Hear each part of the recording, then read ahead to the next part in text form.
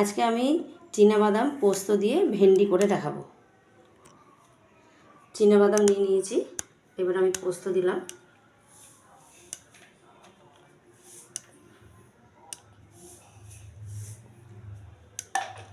আর কাঁচা লঙ্কা দিয়ে আমি ভালো করে এখন বেটে নেব। আমি এখন চীনাবাদাম পোস্ত কাঁচা লঙ্কা বেটে নিচ্ছি। কড়াই গরম হয়ে গেছে, এখন আমি তেল দিয়ে দেবো।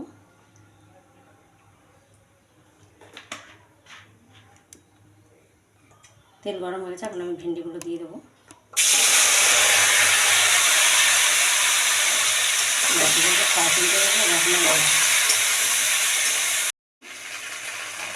হলুদ দিয়ে দিলাম, নুন দিয়ে দিলাম স্বাদ অনুযায়ী।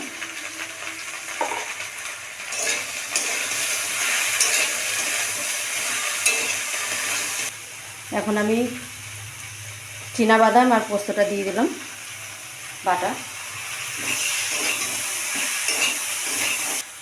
এবার আমি এক বাটি জল দিয়ে দেবো।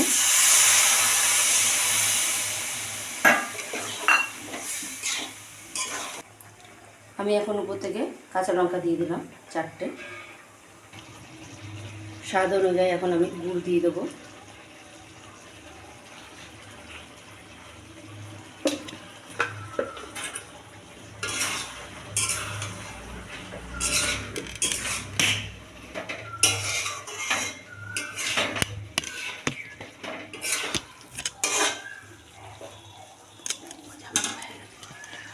আমার ভেন্ডি হয়ে গেছে চীনাবাদাম পোস্ত দিয়ে, আমি এখন নামিয়ে নেব। আজকে আমি রান্না করে দেখালাম চীনাবাদাম পোস্ত দিয়ে ভেন্ডি।